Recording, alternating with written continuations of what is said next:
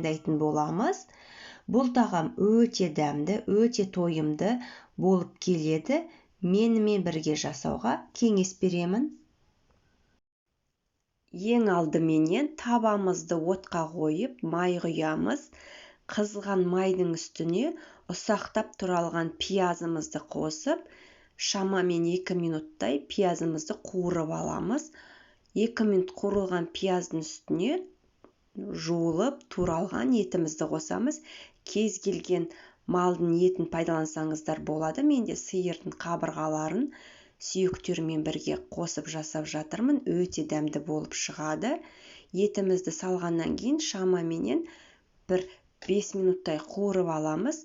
5 минуттан кейін үстіне дәмдеуіштерімізді қосамыз. Мен тұз, бұрыш және паприка пайдаландым. Сіздер томат пастасын қоссаңыздар да болады. Енді қазанның бетін жауып, шамамен тағы біраз 5 минуттай қуырып аламын. Өзі еттің, сарымсақтың, пиязымыздың суы тартылайын деген кезде үстіне қайнаған су құямыз. Етімізді сәл жапқанша құямыздағы қазанымыздың бетін жауып, оттың астын төмендетіп, шамамен 1-1,5 сағаттай қайнатып аламыз. Етіміз толық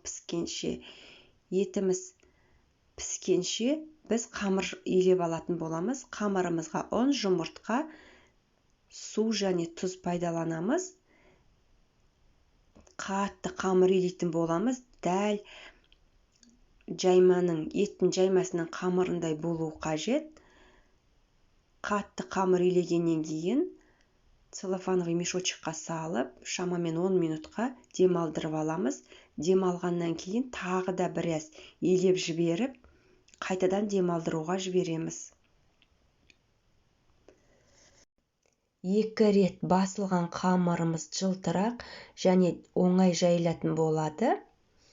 Мінекей тағы да 10 минут уақытымыз өтті. Енді ұн себе отырып, қамырымызды жұп-жұқа қылдырып жайып аламыз. Қамырымыздың жұқалығы дәл бешбармақтың қамырындай болу қажет. Мінекей қамырымыз жайылды, жұп-жұқа болып, енді осы қамырдың үстіне сұйық майымызды құйып, толық жағып шығуымыз қажет.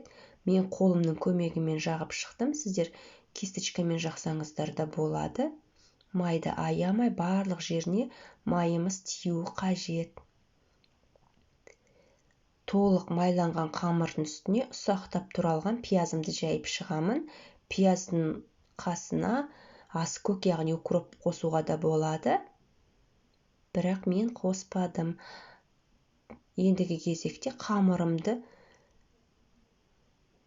шиыршықтап жинап алатын боламын. Дәл кеспе кескенде жинайтындай қылдырып жинап, пышақтың көмегімен дәл видеодағыдай кесіп аламыз. Шамамен 5 см, 4-5 см-дей. Менің видеом ұнап жатса, видеомның соңына дейін қарап, лайк басып, комментарий жаза отырыңыздар. Мінекей бәрін кесіп болдық. Енді қазанымыздың бетін ашып қараймыз. Суымыз көп көрім тартылған. Үстіне сәбізімізді қосып, шамамен бір 5 минуттай қайнатып аламыз сәбізімізді бұқтырып. Енді 5 минут өткеннен кейін үстіне орташа туралған картобымызды қосып, жақсылап араластырып, тағы да 5 минут бұқтырамыз. Картобымыз бұққанша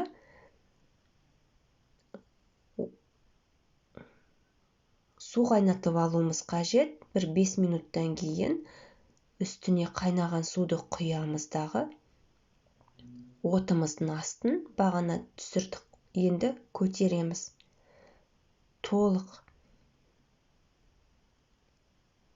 көтеріп,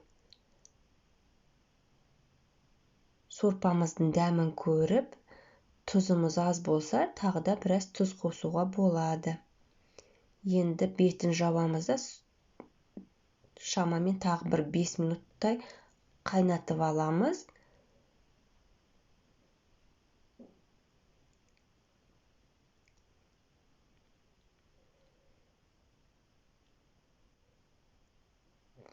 Енді міне 5 минут қайнағаннан кейін үстіне жаңағы қамырларымызды толықтай салып шығамыз.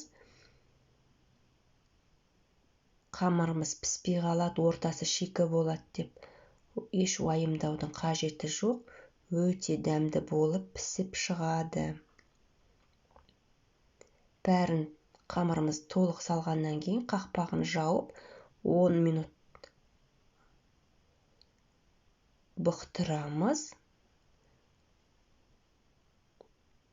10 минуттан кейін мінекей біздің асымыз дайын, ұсына беруге болады. Астарыңыз дәмді болсын. Менімен бірге болғандарыңызға рахмет.